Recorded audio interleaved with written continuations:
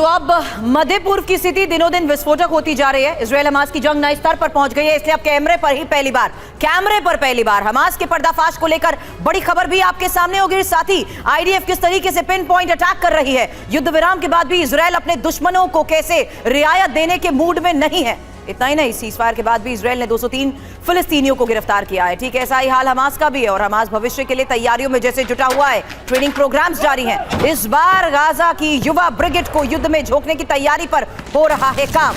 अब से करीब 20 घंटे बाद युद्ध फिर से शुरू हो जाएगा और इस बार का युद्ध पहले से ज्यादा विध्वंसक होगा, भीषण होगा, क्योंकि शांति के दिनों में दोनों पक्षों ने तैयारियों पर अब कैसे दिया है खास ध्यान।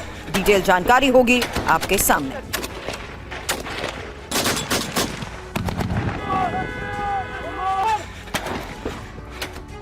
तो बड़ी खबरें इस बीच गाजा से हैं, लेकिन इस बीच बता दो इन बड़ी खबरों पर डिटेल जानकारी के साथ होगी चर्चा। और इस वक्त major general retired VK Datta sir defence expert के तौर पर हमें ज्वाइन कर चुके हैं। Mukesh Kaushik sir international affairs और डिफेंस जर्नलिस्ट इस वक्त मेरे साथ स्टूडियो में मौजूद हैं और मेरे सहयोगी विपिन चौबे जो कि फ्रंट लाइन से लगातार वॉर जोन से आ रही तमाम बड़ी खबरों का अपडेट हमें दे रहे हैं, उनसे भी होगी बात। और साथ ही रशिया यूक्रेन वॉर फ्रंट से भी एक्सक्लूसिव खबरें आज हैं, जहां मनीष झा मेरे सहयोगी इस वक्त हमें ज्वाइन कर चुके हैं। लेकिन सबसे पहले गाजा से आ रही बड़ी खबर के साथ करेंगे शुरुआत, क्योंकि इजरायल और हमास के बीच युद्ध विराम की मियाद तो बढ़ गई है, लेकिन हमास इस युद्ध विराम का भी इस्तेमाल करने में जुटा हुआ है। तस्वीरें चौंकाने वाली आई हैं। युद्ध विराम के बीच हमास की मिलिट्री ट्रेनिंग जारी है और इस बार वो बच्चों को भी दे रहा है ट्रेनिंग।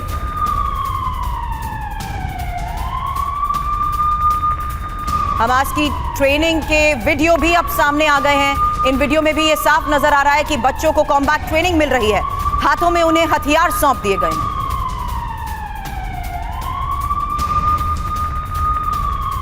तो जैसी आशंका थी वैसा ही हो रहा है। हमास ने युद्ध विराम का इस्तेमाल खुद को संगठित करने और ज्यादा हमलावर होने के लिए किया है। 7 अक्टूबर के बाद आईडीएफ ने हमास पर घातक हमलों को अंजाम दिया है। करीब दर्जन भर हमास कमांडर्स भी मारे गए हैं और खबर तो यह भी आई कि करीब 300 सुरंगों को नष्ट करने में कामयाबी हासिल हुई है। हालांकि जिस वक्त हमास की कमर टूट रही थी उसी वक्त सीज फायर हो गया। यह सीज फायर हमास के लिए सौगात से कम साबित नहीं हुआ। अभी भी हमास की टॉप लीडरशिप गाजा में एक्टिव है। हमास के लड़ाकों को लगातार कमांड्स दी जा रही हैं। हमास को इस बात का अंदाजा है कि इजरायल गाजा को नेस्तनाबूद किए बिना हार नहीं मानेगा और शायद इसीलिए हमास लंबी जंग लड़ने की तैयारी में है। नए लड़ाकों को ट्रेनिंग भी दी जा रही है।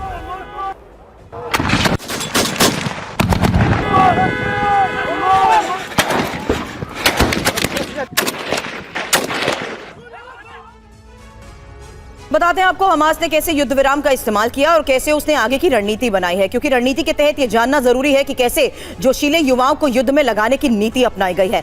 तीखा गोरिल्ला युद्ध लड़ने का प्रण लिया गया है। आईडीएफ पर सुसाइड बॉम्बर्स के इस्तेमाल को लेकर भी खबरें बढ़ी हैं। हालांकि आसानी से सरेंडर न करने की नीति तो अपनाई जा रही है, लेकिन शांति में हमास ने आखिर अभी तक किया क्या है, यह भी एक और सबसे बड़ा सवाल है। हथियारों के खेप को तय ठिकानों तक पहुंचाया गया है, सुरंगों के नेटवर्क को पुख्ता किया गया है, शीर्ष नेतृत्व सेफ हाउस में छिपे हैं और खुद को फिर से संगठित करने की ये कोशिश की गई है। हालांकि मैं सबसे पहले सवाल इस बीच आपसे मुकेश कौशिक सर करना चाहूंगी, क्योंकि युद्ध विराम के तहत जिस तरीके से हमलों को अंजाम दिया गया है, जाहिर सी बात है बंधकों की रिहाई प्राथमिकता थी। युद्ध विराम को लेकर फैसला भी हुआ, लेकिन हमले तो तब भी लगातार जारी हैं। तो ये कैसा युद्ध विराम? देखिए, मुझे लगता है कि जितना युद्ध विराम हुआ है उतना ही काफ़ी था, क्योंकि बंधकों की रिहाई सुनिश्चित करने के लिए युद्ध विराम था और वो बंधकों की रिहाई हो रही है। पहले 4 दिन के लिए था, उसको एक्सटेंड किया गया, 7 दिन के लिए हुआ। लेकिन हमको एक बात भूलनी नहीं चाहिए कि ये जो पूरा युद्ध की जो शुरुआत हुई है वो हमास ने ही की थी। और हमास ने जब युद्ध की शुरुआत की थी तो युद्ध विराम का जो इस समय का पब्लिक प्रेशर है या इंटरनेशनल प्रेशर है वो हमास की तरफ से ही है, क्योंकि फ़िलिस्तीनी लोगों की आवाज़ उठाने वाला अब वहाँ पर कोई नहीं है।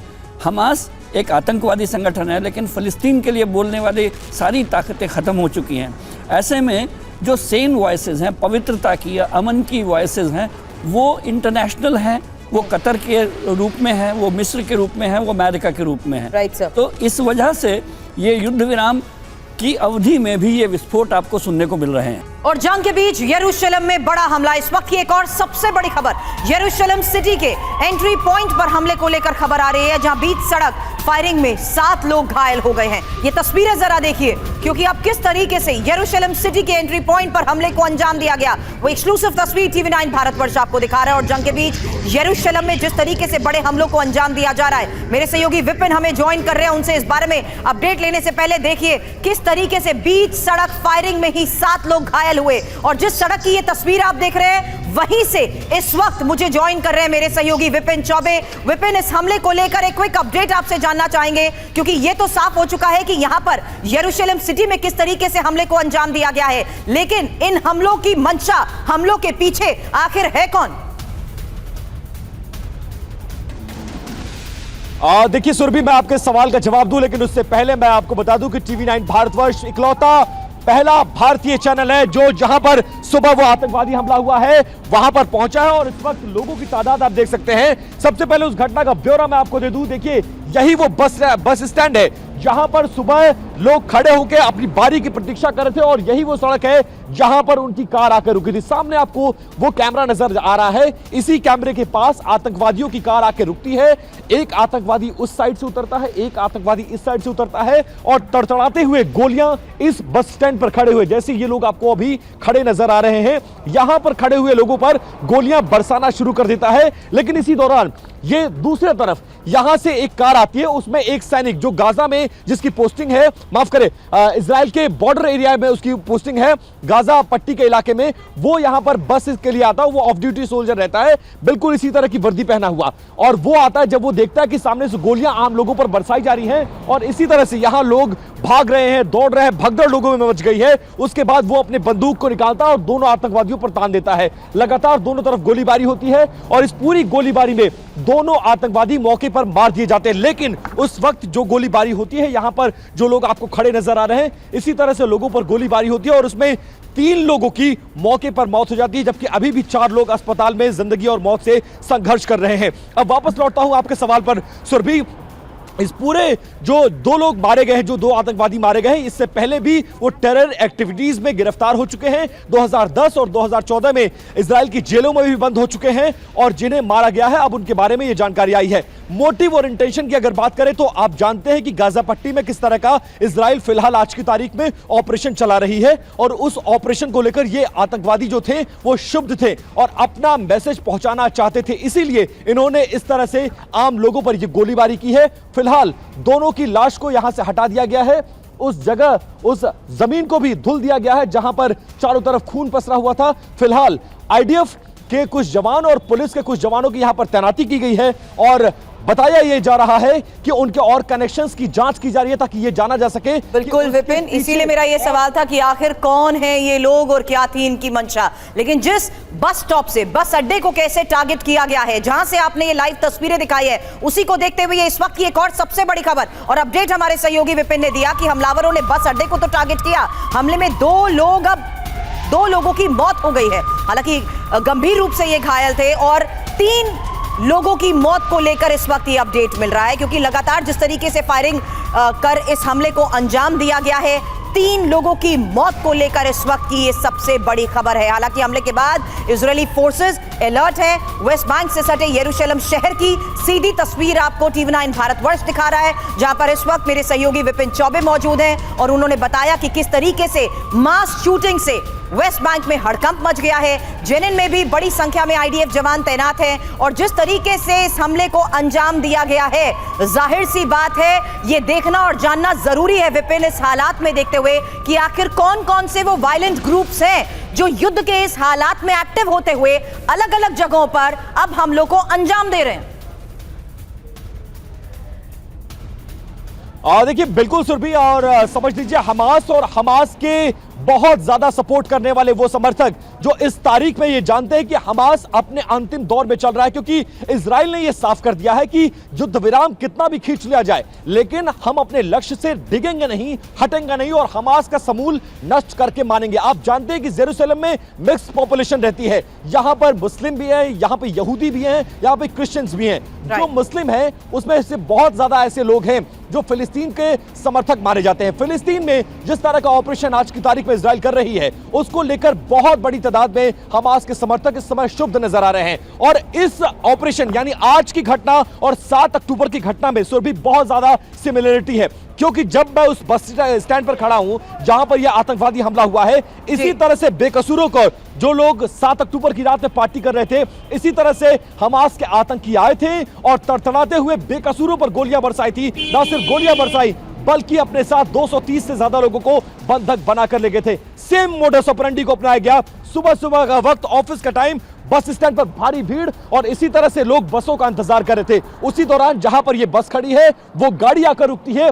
बिना कुछ जाने, बिना कुछ समझे, बिना कुछ सोचे गाड़ी से उतरते ये लोग और गाड़ी से उतरते ही तत्काल गोलियां बरसाना शुरू कर देते हैं उन लोगों पर जिनके हाथ में बंदूकें तक नहीं होती हैं। वो आम लोग जो बसों का इंतजार कर रहे हैं, जो स्कूल, कॉलेज, ऑफिस जाने वाले थे।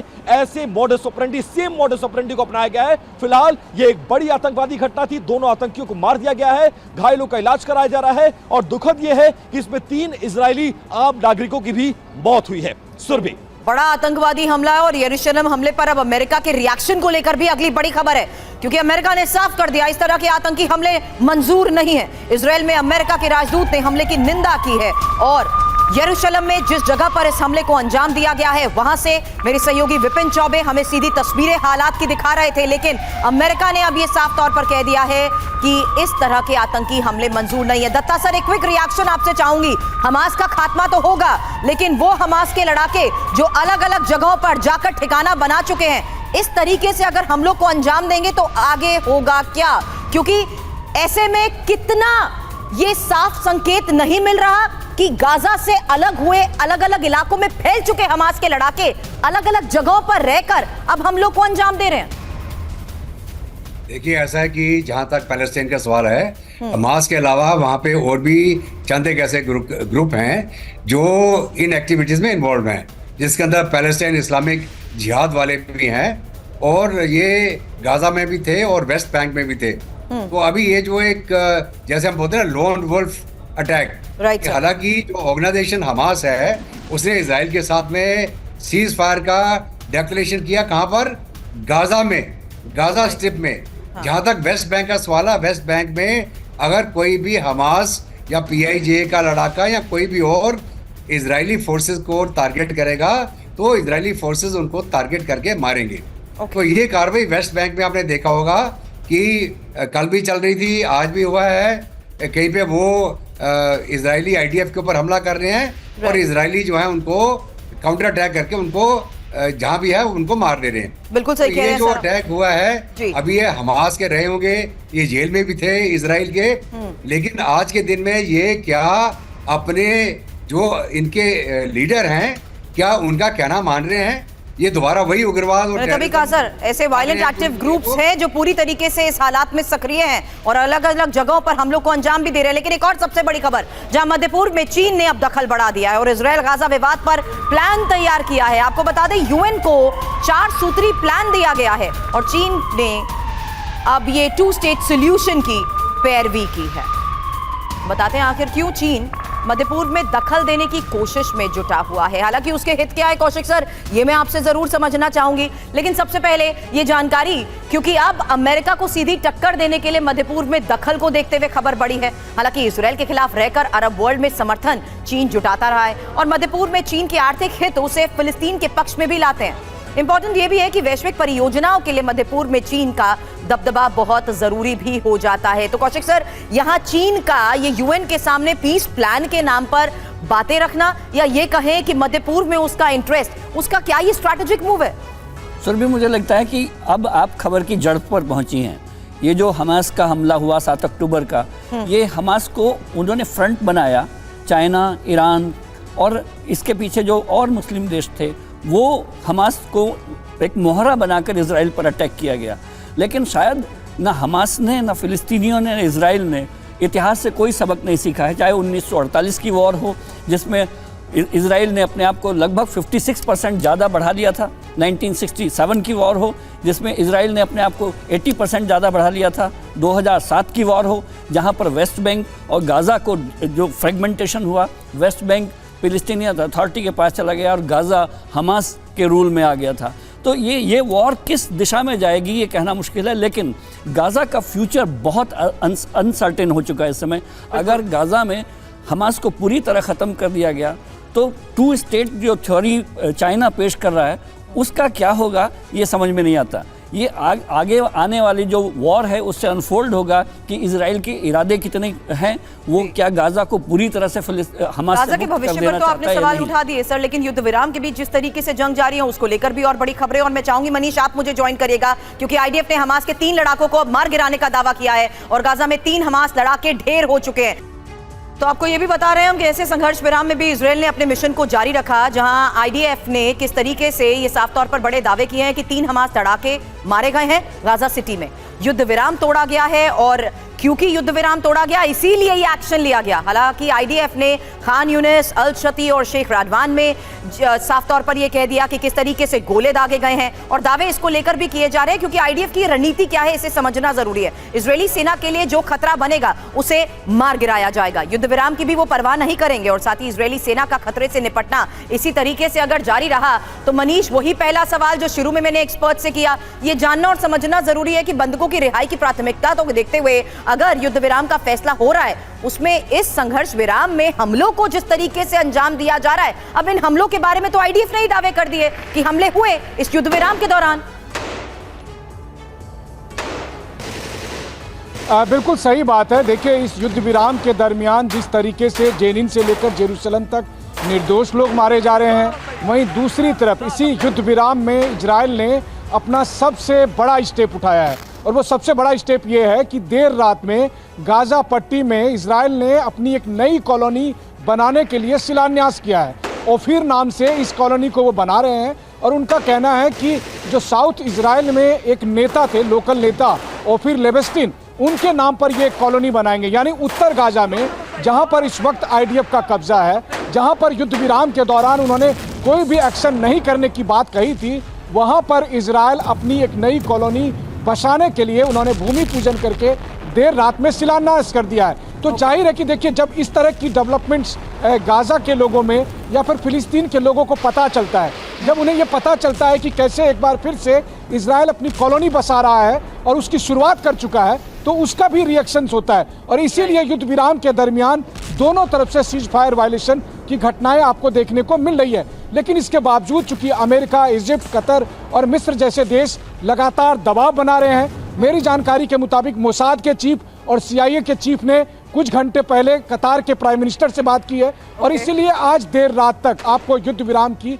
एक बड़ी सी शर्तों के साथ घोषणा की जाएगी। उसमें यह बताया जाएगा कि क्या क्या कंडीशंस होंगे, लेकिन तब भी मुझे लगता है, यानी आप कह रहे हैं आपसे कुछ ही घंटे बाद कतर से बड़ी खबर आएगी, जहां CIA ऑफिशियल्स मौजूद हैं, जहां पर मोसाद एजेंसी, मोसाद और इजरायली ऑफिशियल्स मौजूद हैं, जहां पर क्या ये भी कहना मनीष सही है हमास लीडर्स भी मौजूद हैं और ये भी कि इजिप्ट के लीडर्स भी इस वक्त वहां पर डेरा डाले हुए हैं। यानी कतर से अब से थोड़ी देर बाद एक बड़ी खबर हमें जल्द जरूर मिल सकती है। लेकिन मध्य पूर्व में तनाव जिस तरीके से मनीष चरम पर है, बड़ी खबरें आपने दी है, रूस यूक्रेन युद्ध भी, वहां से भी अब बड़ी खबरें आ रही है, क्योंकि रूस यूक्रेन युद्ध की एक चौंकाने वाली खबर अब देखनी और जाननी जरूरी है, जहां रूस यूक्रेन में जारी जंग के बीच ये वाकई हैरान करने वाली खबर है। एक तरफ दोनों देश 22 महीने से जंग लड़ रहे हैं, लेकिन दोनों के बीच कारोबार भी चल रहा है। जी हाँ, सही सुना आपने, दोनों देश 22 महीने से जंग लड़ रहे हैं और दोनों के बीच कारोबार भी हो रहा है।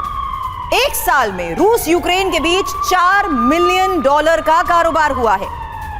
एशियन टाइम्स की रिपोर्ट में इसको लेकर क्या बड़े दावे किए गए हैं, इंफॉर्मेशन वॉल का रुख करते हुए यही डिटेल आपके सामने होगी, क्योंकि यह जानना समझना जरूरी है कि आखिर कितना कारोबार अभी तक हो चुका है।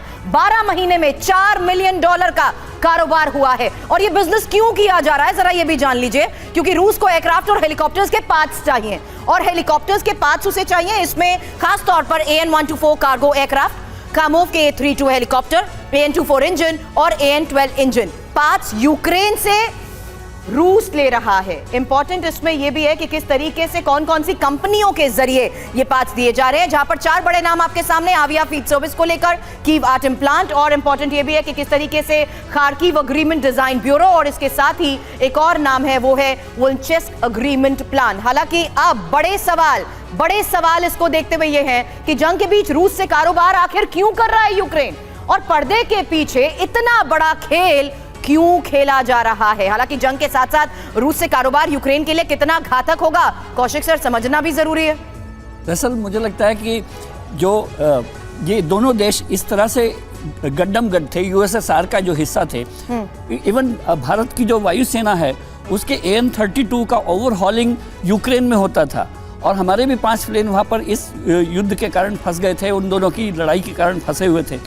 तो ये उनकी मिलिट्री आधी फैसिलिटीज़ यूक्रेन में हैं और आधी फैसिलिटीज़ रशिया में हैं, पार्ट्स फैक्ट्रीज यूक्रेन में हैं। तो ये कारोबार होना एक बिल्कुल ऑर्गेनिक रिलेशनशिप है।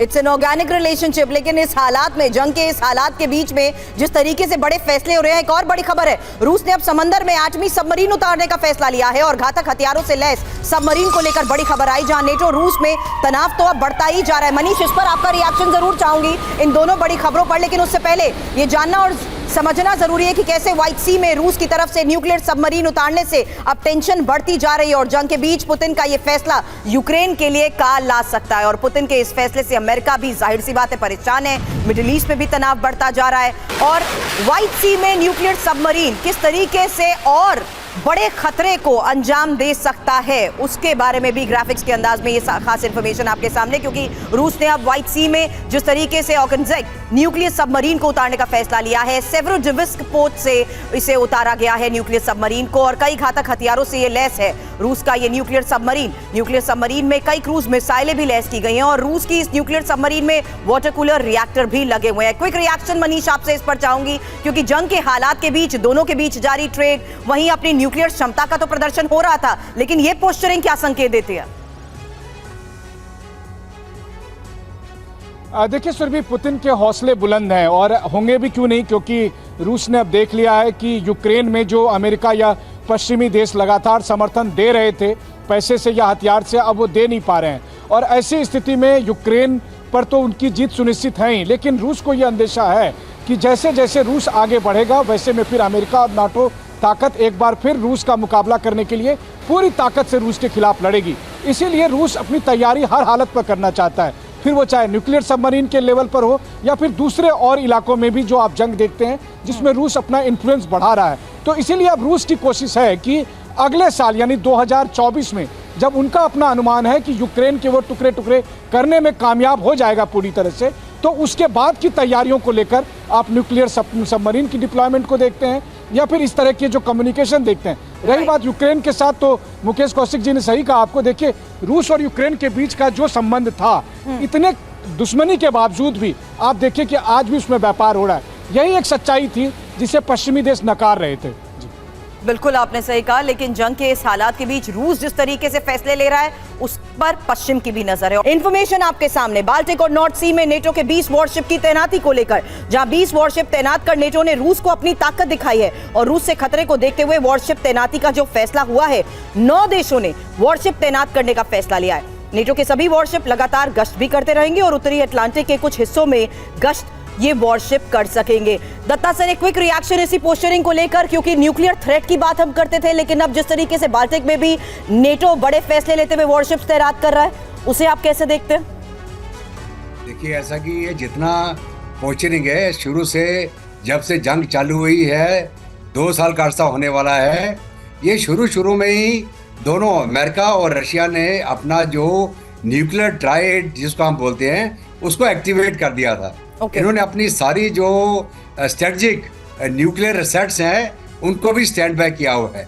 अभी जहाँ तक व्हाइट सी का सवाल है, जहाँ अभी न्यूक्लियर सबमरीन इन्होंने उतारी है, ये नॉर्थ वेस्ट इलाका है रशिया का और इसका जो मुहाना है वो बार्नेट सी में जाके खुलता है। तो ये जो अभी ये नई पोस्चरिंग कर रहे हैं, ये सिर्फ क्या कि रीइंफोर्स कर रहे हैं अपने उस स्टैंड को कि ये किसी भी हालात को निपटने के लिए तैयार हैं और उसी प्रकार नेटो अपनी पोस्चरिंग कर रहा है। लेकिन अगर आप मेरे से फ्रैंकली पूछे हैं तो ये तकरीबन 2 साल पहले जंग के 2-3 महीने के अंदर ही सारी जो न्यूक्लियर स्टैंड बाय फोर्सेस हैं, न्यूक्लियर ट्राइड दोनों मुल्कों का, नेटो का, वो सारा एक्टिवेट हो चुका है क्योंकि उस समय तो जब हाइट ऑफ दी वॉर चल रहा था तो तभी अंदेशा था भी कभी भी बड़ी बात आपने कोई कही है चिंगारी हो सर। सकती है, यहाँ आप ये जिससे कह रहे हैं कि जो न्यूक्लियर थ्रेट मिलते थे उसमें अभी तक जो टीम स्टैंड बाय मोड पर थी वो अब एक्टिव हो चुकी हैं। लेकिन इस बीच कुछ और बड़ी खबरें युद्ध के इस हालात की देखना जरूरी है, जहां रूस की यूक्रेनी ठिकानों पर बारूदी बारिश की भी तस्वीर आई है। एमएलआरएस ग्राद से रूस ने भीषण हमले को अंजाम दिया है। यूक्रेनी ठिकानों पर कैसे रॉकेट दागे, देखिए रूसी रक्षा मंत्रालय ने यह वीडियो जारी किया।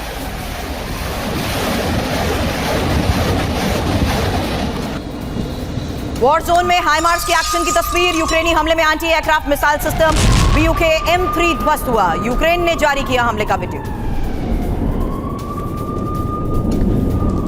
बैटल ग्राउंड में यूक्रेनी मैकेनाइज्ड ब्रिगेड की एक्शन। रात में यूक्रेनी ब्रिगेड ने बमबारी की, ड्रोन से रूसी टैंक को बनाया निशाना। कुपियांस्क में रूस का भीषण हमला, रूसी हमले में लेपर्ड टैंक तबाह।